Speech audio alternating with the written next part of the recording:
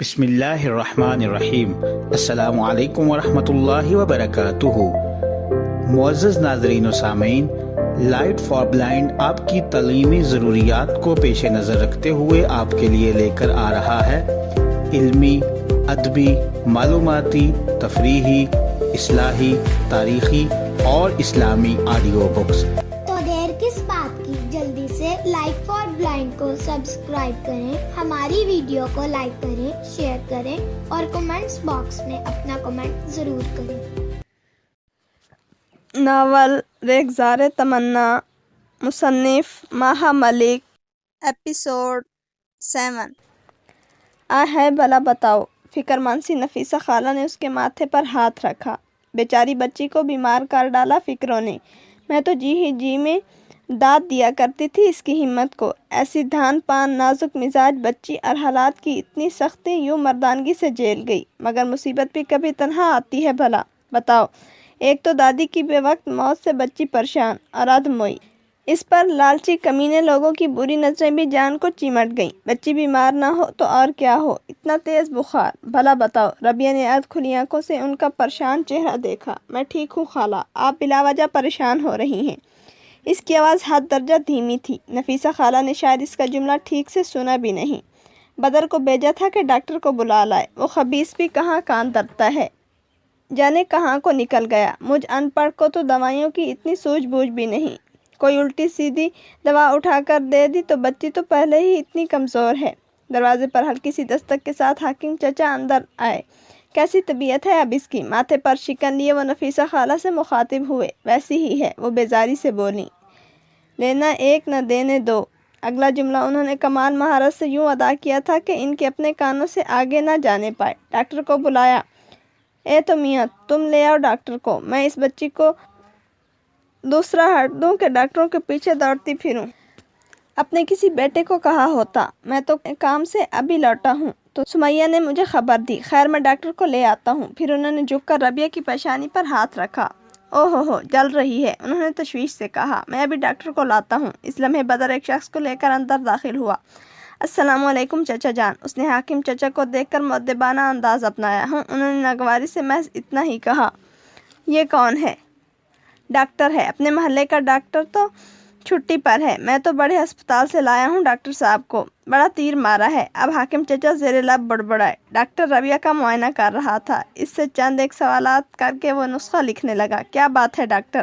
حاکم چچا پوچھنے لگے۔ یہ بخار کیسا ہے؟ کچھ خاص وجہ نہیں، بظاہر اندرونی کمزوری اور ذہنی پریشانی کا نتیجہ معلوم ہو رہا ہے۔ یہ دوائیں استعمال کروائیں، انشاءاللہ چند ایک روز میں آرام آ جائے گا۔ خوراک کا دھیان رکھیں، معلوم ہوتا ہے یہ کھانے پینے پر بالکل توجہ نہیں دیتی۔ بھلا بتاؤ بچی بیچاری کیا توجہ دے، توجہ دینے والی تو اللہ بخشے قبر میں جا لیٹی۔ نفیسہ خالہ نے تعصب سے سر ہلایا۔ ہم اس کا پورا خیال رکھیں گے۔ حاکم چچا نے ڈاکٹر سے نسخہ لے لیا۔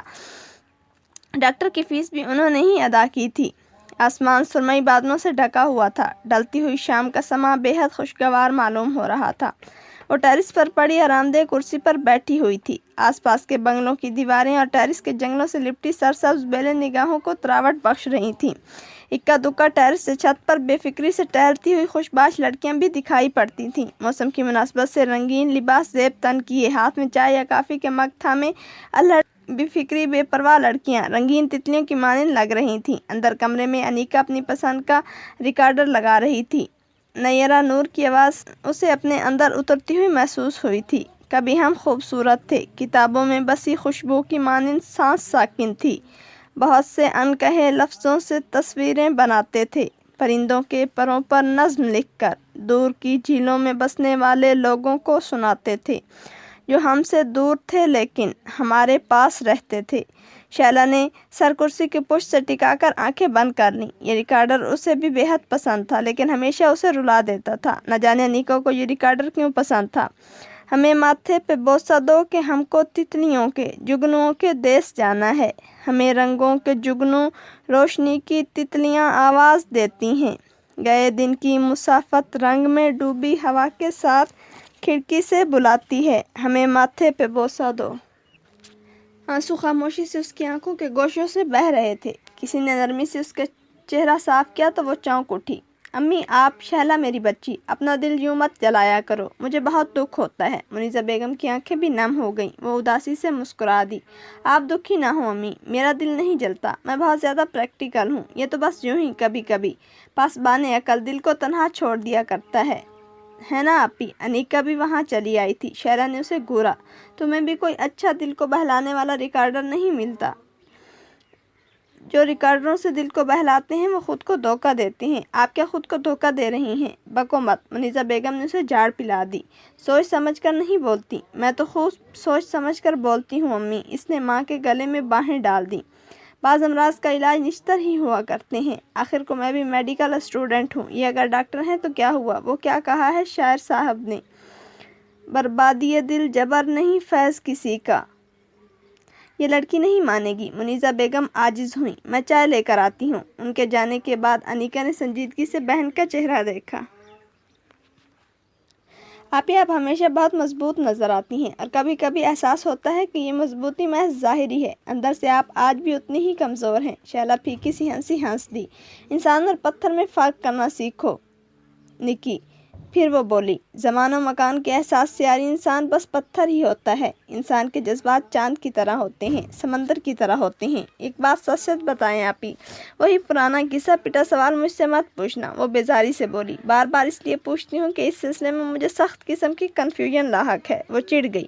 اگر آپ کو وہ حضرت یاد نہیں آتے تو آپ تنہائی میں رو کیوں پڑتی ہیں؟ اور اگر یاد آتے ہیں تو انیکا، شہلا نے خفگی سے اسے دیکھا۔ بس بہت ہو گیا، ختم کرو یہ فضول ٹاپک۔ میں نے کہا تھا نا مجھے کوئی یاد نہیں آتا، بس کبھی کبھی گزرے ہوئے وقت کا رائیگاں جانا رلا دیتا ہے کہ کاش میں نے اپنا وقت ضائع نہ کیا ہوتا۔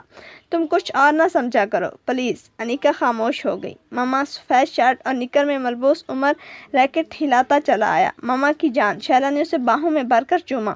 ماما میں آج راجا سے جیت گیا ہوں، میں نے اسے ہرا دیا ہے 2 پوائنٹ سے۔ پتہ ہے ماما وہ اتنی بے ایمانی بھی کرتا ہے، پھر بھی ہار گیا۔ وہ بے حد خوش نظر آ رہا تھا۔ انیکا نے اس کا کان کھینچا۔ آپ کے خیال میں بے ایمانی کرنے والے جیت جاتے ہیں؟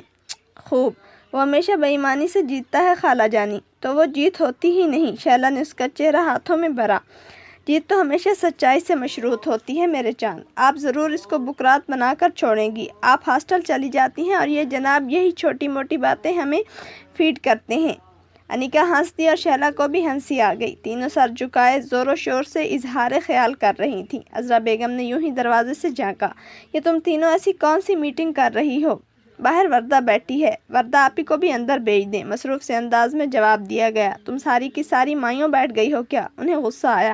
ارے امی جی، جس نے مائیوں بیٹھنا ہے اس کی مشکل کا حل ڈھونڈ رہے ہیں، کس کو مشکل آن پڑی ہے؟ مسکراتے ہوئے وردہ اندر چلی آئی تھی۔ یہ اتنے رسالوں کا ڈھیر کس لیے جمع کیا ہوا ہے؟ ضرور کوئی اہم مسئلہ درپیش ہے۔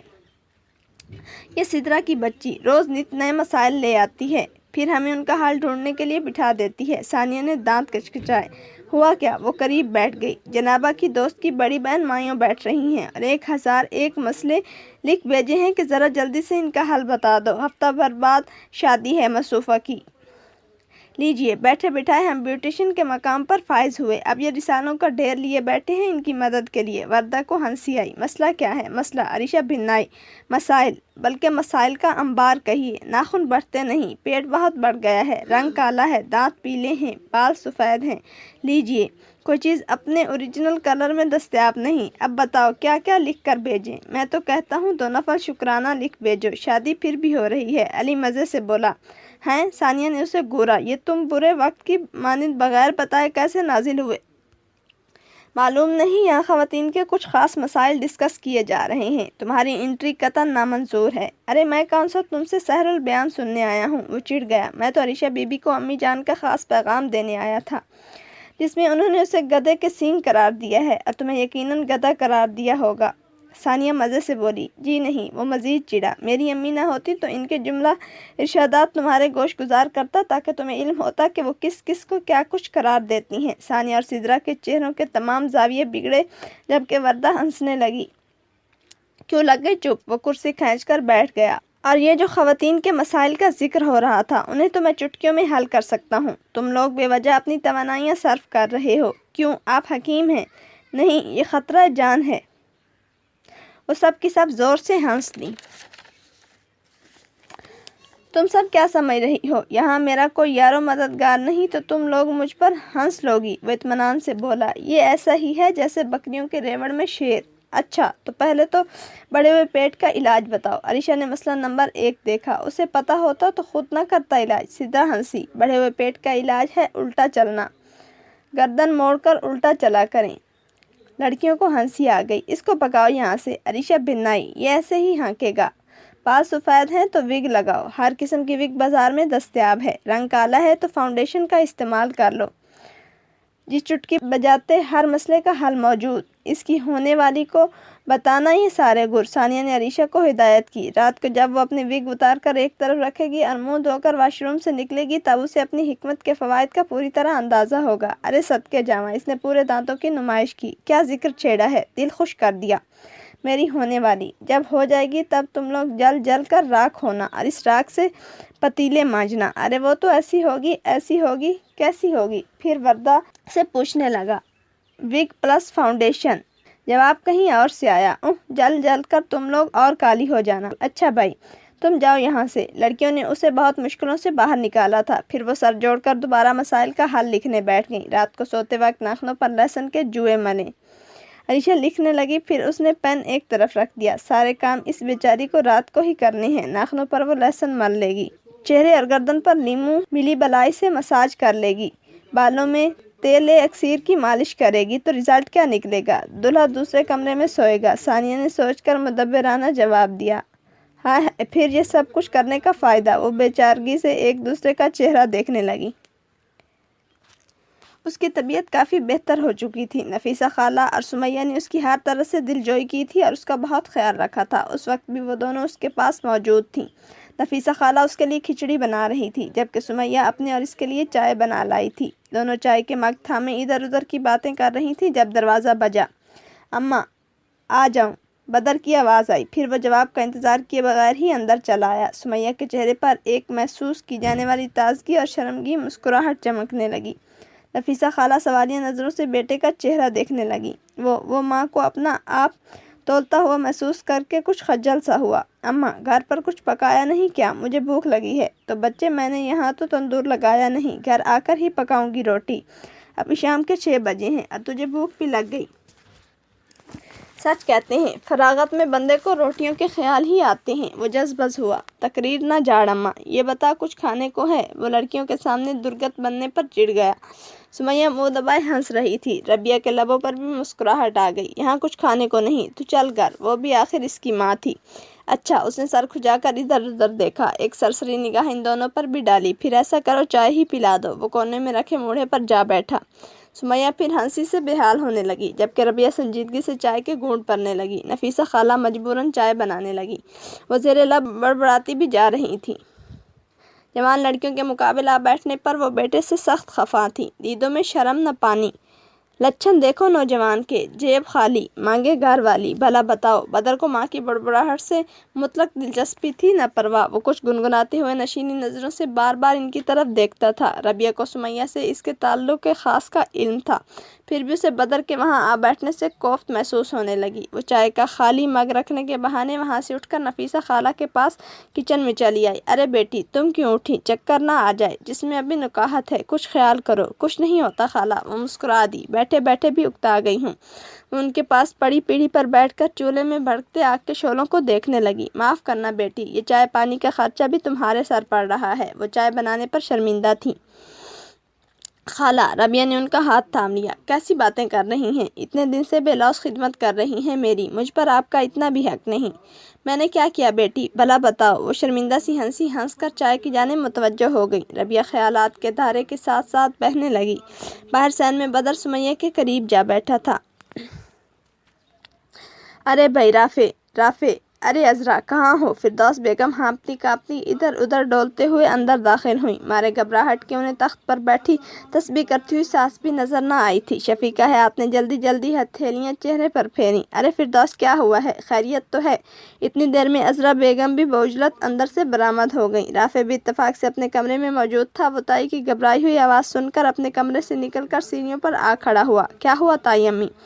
ارے رافع، میرے بچے جلدی آؤ، ہاشم کو ہسپتال لے کر جانا ہے۔ وہ در سیڑھیاں اترتا چلا آیا۔ کیا ہوا؟ کیسے ہوا؟ کب ہوا؟ ہر طرف سے سوالات برسنے لگے تھے۔ فردوس بیگم آنسو پوچھنے لگی۔ موٹر سائیکل سے گر گیا، ماتھا پھٹ گیا ہے، پل پل خون بہہ رہا ہے، جلدی چلو۔ وہ سب کے سب نہایت تیز رفتاری سے باہر کی جانب بڑھے تھے۔ رافع سب سے آگے تھا۔ تقریباً دوڑتے ہوئے اس نے دونوں پوشنوں کا درمیانی فاصلہ طے کیا۔ ہاتھ مار کر اس نے مرکزی لاؤنج کا دروازہ کھولا اور تیزی سے اندر داخل ہوا۔ ماتھے پر برف کی ٹکور کرتے ہاشم کو دیکھ کر اس نے بے اختیار سکون کا سانس لیا تھا۔ تنے ہوئے اعصاب یکدم ڈھیلے ہوئے تھے۔ صورتحال اتنی خطرناک نہیں تھی جتنا کہ اس کا نقشہ کھینچا گیا تھا۔ کیا ہوا یار؟ ڈرا دیا چچی نے تو۔ ایسی بھی کوئی بات نہیں، اپنی روڈ کے کارنر پر تھا، ایک بچی سامنے آ گئی، بائک سلپ ہو گئی۔ رافع قریب جا کر اس کا زخم دیکھنے لگا۔ اتنی دیر میں باقی افراد بھی چلے آئے۔ ہاشم بھی سوالات کے بہاؤ کی زد میں آ گیا۔ رافع نے اس کے ماتھے پر وقفے سے ابھر آنے والی خون کی بوندوں کو دیکھا۔ اس کی کہنی پر بھی اچھا بھلا زخم آیا تھا۔ پینٹ کا پائچہ اس نے موڑا ہوا تھا۔ ٹانگ پر پڑی خراشیں بھی نظر آ رہی تھیں۔ وہ کچھ سوچ کر چپکے سے اٹھا اور کسی کی نگاہ میں آئے بغیر دروازہ کھول کر باہر نکل گیا۔ دادی جان، میں ٹھیک ہوں، مجھے کچھ نہیں ہوا۔ ہاشم شفیقہ حیات کے تفکرات کے اظہار کے جواب میں انہیں مطمئن کرنے کی اپنی سی کوشش کر رہا تھا۔ ارے بچے، ماتھا پھٹ گیا ہے اور تم کہہ رہے ہو کچھ نہیں ہوا۔ میں کہتی ہوں ہسپتال جاؤ، کوئی ٹیکا لگواؤ، ماتھے کی مرہم پٹی کرواؤ، ان چوٹوں کو معمولی نہیں سمجھنا چاہیے۔ ہاشم ہنسنے لگا۔ پیاری دادی، کیوں فکر کرتی ہیں؟ ٹھیک تو کہتی ہیں۔ فردوس بیگم بھی خفگی سے بولی۔ ذرا کوہنی دیکھو اپنی، کیسی سوجن ہو رہی ہے۔ رافع، تم اسے لے کر جاؤ۔ وہ مڑی پھر حیران رہ گئی۔ یہ کہاں رفو چکر ہو گیا؟ انہیں سخت تاؤ آیا۔ دیکھ بھی رہا ہے بچے کی حالت، پھر بھی بنا پوچھے گچھے کھسک گیا۔ دیکھو آج کل کے لڑکوں کا احساس ذمہ داری۔ صبر کرو بہو، اتنا غیر ذمہ دار نہیں ہے، کسی کام سے ہی گیا ہوگا۔ شفیقہ حیات نے انہیں تسلی دے کر ٹھنڈا کیا۔ عذرا بیگم نے ٹھنڈی سانس بھر کر اپنے جذبات قابو میں کیے۔ اسی لمحے لاؤنج کا دروازہ کھول کر رافع اندر داخل ہوا۔ اس کے ہاتھ میں فرسٹ ایڈ باکس تھا۔ سبھی اس کی جانب متوجہ ہو گئے۔ اس کے پیچھے شہلا محسن علی تھے۔ اس نے وائٹ اوور آل پہنا ہوا تھا، گلے میں اسٹیتھوسکوپ تھا۔ ایسا معلوم ہوتا تھا کہ وہ ابھی ڈیوٹی سے لوٹی۔ السلام علیکم، اس نے ہلکے پھلکے انداز میں سب کو سلام کیا۔ یہ گھر اور اس گھر کے مکین اس کے لیے کبھی بھی اجنبی نہ رہے تھے۔ بچپن سے وہ یہاں آتی جاتی رہی تھی۔ ایقان نے اس کی دانت کاٹے کی دوستی رہی تھی۔ سبھی نے اس کے سلام کا پرجوش و پرخلوص جواب دیا، سوائے فردوس بیگم کے، جن کے ماتھے پر بے شمار سلوٹیں پڑ گئی تھیں۔ آنکھوں میں محسوس کیے جانے والا تنفر در آیا تھا۔ مارے غصے کے ان کا سانس بھی پھولنے لگا۔ کیا ہو گیا آپ کو؟ شہلا ہاشم سے پوچھنے لگی۔ مصروف انداز میں وہ اپنا فرسٹ ایڈ باکس بھی کھولنے لگی۔ ہاشم خواب کے سے عالم میں بیٹھا ہوا تھا۔ اس نے شہلا کی جانب محض اس وقت دیکھا تھا جب وہ دروازہ کھول کر اندر آئی تھی۔ اس کے بعد اس کی نگاہیں قالین پر بنے ڈیزائن سے الجھ رہی تھیں۔ وہ بالکل خاموش تھا۔ شہلا کی سرسری سی بات کا اس نے کوئی جواب نہ دیا تھا۔ گرم پانی چاہیے۔ شہلا نے اس کے ماتھے پر لگے زخم کا جائزہ لیا۔ معمولی سا زخم ہے، میں صفائی کر کے بینڈیج کر دیتی ہوں۔ انفیکشن سے حفاظت کا ٹیکا بھی لگا دو بیٹی، شفیقہ حیات بولی۔ ایسی چوٹوں کو معمولی نہیں سمجھنا چاہیے۔ شہلا مسکرا دی۔ ارے اماں، آپ تو آدھی ڈاکٹر نکلی، میں ٹیکا بھی لگاؤں گی، آپ بالکل بے فکر ہو جائیں۔ عذرا بیگم ایک پیالے میں گرم پانی لے آئیں۔ شہلا ہاشم کے قریب صوفے پر بیٹھ گئی۔ رافع نے ہاشم کا بغور جائزہ لیا، پھر مسکراہٹ کی بے ساختہ پھوٹنے والی دھار کو روک نہ سکا۔ وہ کسی نئی نویلی دلہن کی مانند گویا سانس بھی روک کے بیٹھا تھا، جیسے ذرا سی حرکت اس کے خواب کو توڑ دیتی۔ اس کے برابر بیٹھی شہلا غائب ہو جاتی۔ اس کے جذبات و احساسات سے قطعاً غافل وہ پیشہ ورانہ مہارت کے ساتھ اس کی بینڈیج کر رہی تھی۔ ماتھے کی بینڈیج کے بعد وہ اس کی کوہنی پر آئے زخم صاف کرنے لگی۔ پھر یکایک اس نے سر اٹھایا۔ آپ اتنے ٹنس کیوں ہو رہے ہیں؟ ڈونٹ وری، یہ تو بالکل معمولی سے زخم ہیں، اتنا سیریس نہ لیں پلیز۔ پہلی مرتبہ ہاشم کے انداز میں قدرے ڈھیلا پن نمایاں ہوا۔ اس نے مسکرانے کی کوشش بھی کر ڈالی۔ میں ٹنس تو نہیں ہوں، لگ رہی ہیں۔ اس کے بالکل قریب بیٹھی اس کے زخموں پر دوا لگا رہی تھی۔ یہ جو ہیں وہ نہ لگنے کی کوشش کر رہے ہیں، رافع برجستہ بولا تھا۔ ہاشم کو ہنسی آ گئی۔ شہلا نے بھی مسکرا کر بالکل نہ سمجھنے والے انداز میں اسے دیکھا۔ فردوس بیگم بھی نہ کر اٹھی اور وہاں سے واک آؤٹ کر گئیں۔ شفیقہ حیات اور عذرا بیگم ہر بات سے ناواقف آرام سے بیٹھی اس کی کارروائی ملاحظہ کر رہی تھیں۔ کسی نے بھی فردوس بیگم کے موڈ کو محسوس نہ کیا تھا، ماں سوائے ہاشم اور رافع کے۔ اچھا جی، وہ اپنا کام ختم کر کے کھڑی ہوئی۔ اب مجھے اجازت ہے۔ ارے بیٹی، کوئی چائے پانی تو پیتی جاؤ۔ شفیقہ حیات کو خیال آیا تھا، ہم نے تو تمہیں بالکل ہی ڈاکٹر سمجھ لیا۔ نہیں اماں، چائے پر تو امی اور انیکا میرا رستہ دیکھتی ہوں گی۔ میں بھی ہاسپٹل سے لوٹی تھی، رافع مجھے دروازے پر ہی مل گئے، میں نے تو امی کو بتایا تک نہیں۔ پھر بھی بیٹی یوں اچھا نہیں لگتا۔ شفیقہ حیات کو شرمندگی محسوس ہوئی۔ تمہیں ہماری وجہ سے زحمت ہوئی اور ہم نے تمہیں پانی تک نہیں پلایا۔ زحمت کیسی اماں؟ وہ حیرانی سے بولی۔ آپ سب تو میرے اپنوں جیسے ہیں، بھول گئیں؟ میں اور اکان سارا دن آپ کو تنگ کرتے تھے۔ جیتی رہو، تم بھی میرے لیے اکان جیسی ہو، آتی جاتی رہا کرو بیٹی۔ ہم بوڑھے لوگ تو اسی آس میں صبح سے شام کرتے ہیں کہ کوئی آ کر اپنی خیریت دے جائے اور ہمیں پوچھ جائے۔ وہ مسکرا دی۔ اچھا میں چلتی ہوں۔ اس نے فرسٹ ایڈ باکس اٹھانا چاہا، رافع نے آگے بڑھ کر اس کے ہاتھ سے باکس تھام لیا۔ میں آپ کو گھر تک چھوڑ آتا ہوں۔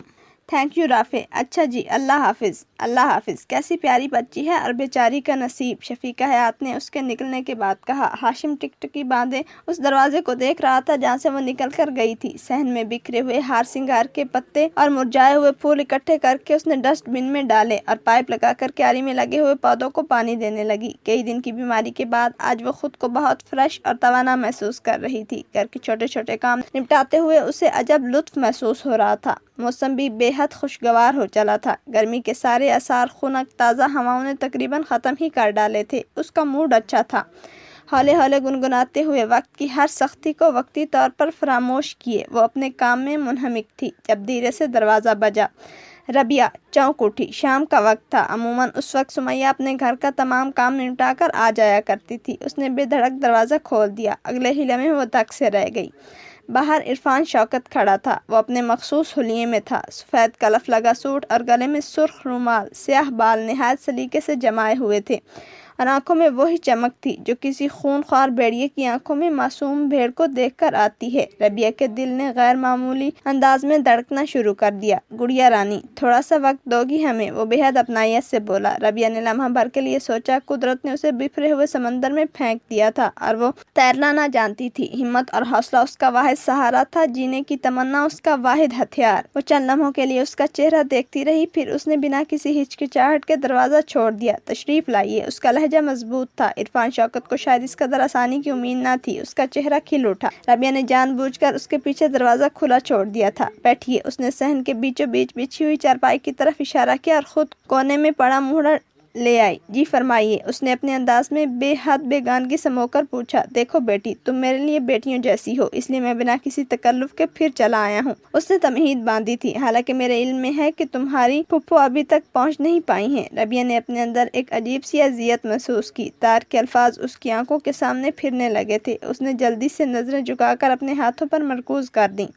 مجھے اس سلسلے میں قدرے عجلت کا سامنا ہے، اس لیے میں چاہتا ہوں کہ یہ سودا تمہارے ساتھ ہی طے کر لوں۔ بعد میں تمہاری پھپھو اور پھوپھا سے بات چیت ہوتی رہے گی، پھر تو بس اس کاغذ پر ایک سائن کر دو۔ اس نے اچانک ہی جیب میں ہاتھ ڈال کر ایک کاغذ نکالا تھا۔ تم کتنے سال کی ہو؟ اچانک اسے دھیان آیا۔ تمہارا شناختی کارڈ تو بن گیا ہوگا نا؟ ربیہ چند لمحے سوچتی رہی، پھر اس نے نفی میں سر ہلا دیا۔ اوہ! عرفان شوکت کو شاید اس جواب کی امید نہ تھی۔ بہرحال وہ تو بن جائے گا، کوئی مسئلہ نہیں۔ تم ذرا اس کاغذ پر دستخط کر دو بیٹی۔ اس پر کیا لکھا ہے؟ ربیہ نے کاغذ تھامنے کی زحمت نہ کی۔ اس پر محض اتنا لکھا ہے کہ تم ہم سے اس گھر کا سودا کرنے پر تیار ہو۔ میں کہہ رہا ہوں نا، باقی کے معاملات تمہارے عزیزوں کے آنے پر ہی طے ہوں گے۔ مگر آپ سے کس نے کہا کہ میں اس گھر کا سودا کرنا چاہتی ہوں؟ اب کی بار اس نے قدرے تندی سے کہا۔ اس گھر سے میری پیاری دادی کی یادیں وابستہ ہیں۔ اس کے چپے چپے پر ان کے قدموں کے نشان ہیں۔ اس کے در و دیوار پر ان کے نقش ابھرتے ہیں، مجھ سے باتیں کرتے ہیں، اور آپ مجھے میری دادی کی یادوں کے عوض ایک معمولی رقم کی پیشکش کر رہے ہیں، اس امید پر کہ میں یہ پیشکش قبول بھی کر لوں گی۔ ارے بھائی، اس قدر غصہ؟ عرفان شوکت بناوٹی طور پر محظوظ ہو کر کچھ دیر تک ہنسا۔ اتنی سی گڑیا اور اتنا غصہ! اوہ ہو! ربیہ بگڑے تیوروں کے ساتھ بیٹھی رہی۔ اس پر عرفان شوکت کی ہنسی کا کچھ اثر نہ ہوا تھا۔ پھر یکلخت ہی وہ خاموش ہوا۔ دیکھو بیٹی، تمہاری بھلائی اسی میں ہے کہ اس کاغذ پر خاموشی سے دستخط کر دو۔ مجھے ہر قسم کی زبان بولنا آتی ہے اور تم سے میں سب سے نرم زبان میں بات کر رہا ہوں۔ مجھے اس علاقے میں اسی لوکیشن کی ضرورت ہے، اشد ضرورت، اور میں اپنی ضرورتوں پر سمجھوتا کر لینے والا آدمی نہیں ہوں۔ گھر تو میں ہر حال میں لے ہی لوں گا۔ بات تمہاری بھلائی کی ہے اور میں فی الحال تمہاری بھلائی چاہتا ہوں، کیا سمجھی؟ ربیہ منٹوں میں خوف زدہ ہو گئی، لیکن اس نے یہ خوف اپنے چہرے پر لانے سے حتی الامکان گریز کیا۔ اس نے ہاتھ بڑھا کر عرفان شوکت کے ہاتھ سے کاغذ لے لیا۔ اصل میں انکل، وہ پھر سوچنے لگی تھی، بات کچھ یوں ہے کہ میں تو دستخط کر بھی دوں لیکن پھپھو وہ بہت برا مانے گی، ان کا گھر ہے، ان کی مرضی کا سودا ہونا چاہیے۔ عرفان شوکت کے چہرے پر در آنے والے سخت تاثرات قدرے زائل ہوئے۔ میں نے کہا نا، ان سے بات کرنا اور ان کو مطمئن کرنا میرا کام ہے۔ ویسے کون سی ٹرین میں سوار ہیں تمہاری وہ پھپھو؟ 10-12 دن تو ہو گئے یہ رام کہانی سنتے۔ ربیہ گڑبڑا گئی تھی۔ کل آ رہی ہیں پھپھو؟ کل؟ وہ پریشان ہوا۔ یعنی کہ کل؟ جی کل۔ ربیہ قدرے مطمئن ہوئی۔ میں یہ کاغذ کل آپ کو سائن کر دوں گی، ٹھیک ہے نا انکل؟ عرفان شوکت سوچتی ہوئی نظروں سے اس کا چہرہ دیکھتے ہوئے اٹھ کھڑا ہوا۔ مجھے کل یہ کاغذ چاہیے، دستخط کے ساتھ۔ جی ٹھیک ہے، وہ مؤدبانہ بولی۔ چلتا ہوں۔ وہ اٹھ کر باہر نکل گیا۔ ربیہ کو دروازہ بند کر لینے کا خیال بھی نہ رہا۔ کاغذ دونوں ہاتھوں میں بھیجے وہ پتھر کے بت کی مانند ساکت بیٹھی تھی۔ اسے احساس ہو رہا تھا کہ وہ بہت بڑے جنجال میں پھنس چکی ہے۔ شاید مجھے یہ گھر بیچنا ہی ہوگا، اس نے سوچا۔ باتوں اور کہکہوں کی ملی جلی آوازوں کے بیچ اس نے ایک نگاہ ایکان پر ڈالی۔ وہ باتوں میں بہت زیادہ حصہ نہیں لے رہی تھی۔ بات پہ بات ہنسی کی پھوار میں بھیگنا اسے پسند تھا۔ آج وہ بات پہ بات ہنسی بھی نہ تھی۔ چائے کا کپ لیے وہ تھوڑی دیر بعد کسی سوچ میں گم ہو جایا کرتی۔ عاشر گہری نگاہوں سے اسے دیکھ رہا تھا۔ او بسنتی پون، پاگل، نہ جا رے نہ جا، روکو کوئی۔ حمزہ نے اچانک سریلی آواز میں دردناک تان لگائی۔ سب خاموش ہو کر اسے دیکھنے لگے۔ اس کا کوئی ضرورت سے زیادہ لمبا ہونے لگا تو عریشہ نے اسے ایک دھپ لگائی۔ کیا مسئلہ ہے؟ اس دورے کا کیا نام ہے؟ نافع نے اسے گھورا۔ یہ تو پھپھو سے پوچھو۔ مجھے لگا یہ ابھی گانا شروع کریں گی مگر انہیں گانا یاد نہیں آ رہا۔ میں نے تو انہیں گانا یاد کرایا ہے۔ عاشر ہنسنے لگا۔ ایکان کے لبوں پر بھی شرمندہ سی مسکان جاگی۔ وہ حمزہ کو گھورنے لگی۔ میں تجھے چھوڑ کے کہاں جاؤں گا؟ اب علی کی باری تھی۔ میرے بھولے صنم، تیرے سر کی قسم، جا کے جلدی ہی میں لوٹ آؤں گا۔ Bye bye bye bye. اس نے ہاتھ بھی ہلایا۔ ایکان ہنس کر لوٹ پوٹ ہو گئی۔ توبہ، مسخرے ہیں دونوں، حد کر دیتے ہیں۔ اس کی آنکھوں میں پانی بھر آیا۔ تھینک یو یارو، تھینک یو سو مچ۔ عاشر نے اسے ممنونیت سے دیکھا۔ اس بندی خدا کو ہنسایا تو صحیح، مجھے تو اس کا یہ بوتھا دیکھ کر اپنے جانے کے خیال سے خوف آ رہا تھا۔ ارے پھپھا جان، آپ بالکل بے فکر ہو کر جائیں۔ علی اسے مذاق میں ہمیشہ صحیح رشتے سے پکارا کرتا تھا، ورنہ عموماً وہ عاشر بھائی یا عاشر انکل سے کام چلا لیا کرتا تھا۔ ہم انہیں ہنسا کر ہنسی کا گول گپا بنا دیں گے۔ وہ تو خیر تم بنا ہی چکے۔ عاشر نے شرارت سے ایکان کو دیکھا۔ اتنی اسمارٹ سی بیوی چھوڑ کر گیا تھا میں۔ 22 انچ کی کمر تھی اس کی۔ ایکان نے بے ساختہ انداز میں اسے گھورا۔ وہ اس کا راز فاش کر دے، حال کی خبر دیجیے۔ علی نے اپنا کان اس کے قریب کیا۔ ایکان نے اس کا دوسرا کان کھینچ کر اسے اپنی جانب کیا۔ حال کے بچے، تمہیں کاہے کا تجسس ہے؟ مجھ سے ڈائریکٹ پوچھ لو۔ ارے آپ آدھے پونے انچ کی ڈنڈی ضرور ماریں گی۔ رائٹ۔ عاشر بھی ہنسنے لگا۔ ویسے ایکان کا ارادہ ہے کہ تمہاری بارات میں یہ اپنا ویڈنگ ڈریس پہنے گی۔ کیوں ایکان، آپ کم ہیں ان مسخروں سے؟ وہ جل کر وہاں سے اٹھ ہی گئی۔ میں ذرا باجی سے مل کر آتی ہوں، وہ عاشر کو بتا کر جانے لگی۔ اس وقت وہ لوگ سلجوق حسن اور عذرا بیگم کے پورشن میں تھے۔ شفیقہ حیات اپنے چھوٹے بیٹے سلجوق حسن کے ہمراہ رہتی تھی۔ بڑی بہو سے اس کی کچھ خاص نہ بنتی تھی۔ وہ اپنے دھیان میں درمیانی لان عبور کر رہی تھی۔ سامنے سے آتے اختر میاں کو دیکھ کر وہ ٹھٹک کر رکی۔ اگرچہ اب وہ ایک خود اعتماد عورت تھی، پھر بھی برسوں پرانا ایک واقعہ اس کے اندر کچھ چھیڑ گیا۔ وہ نگاہیں چرا کر گزرنے لگی۔ سلام عرض کرتے ہیں آپ کی خدمت میں، جیتے رہیے، وہ طنزاً بولی۔ ایسی بد دعا تو نہ دیں ایکان بیگم۔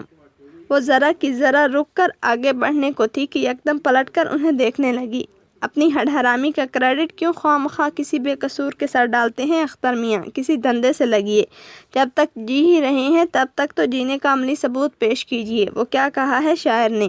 خود نمائی تو نہیں شیوائے ارباب وفا، جن کو جلنا ہو وہ آرام سے جل جاتے ہیں۔ کھٹ کھٹ کرتی ہوئی وہ آگے بڑھ گئی تھی۔ ہائے اختر میاں وہیں گھاس پر دب سے بیٹھ گئے۔ تجھے کیا خبر ظالم، ہم چراغوں کی طرح شام سے جل جاتے ہیں، ہم چراغوں کی طرح شام سے جل جاتے ہیں، ہم چراغوں کی طرح، ہم چراغوں کی طرح۔ وہ دیوانوں کی مانند سر ہلاتے جا رہے تھے۔ Light for blind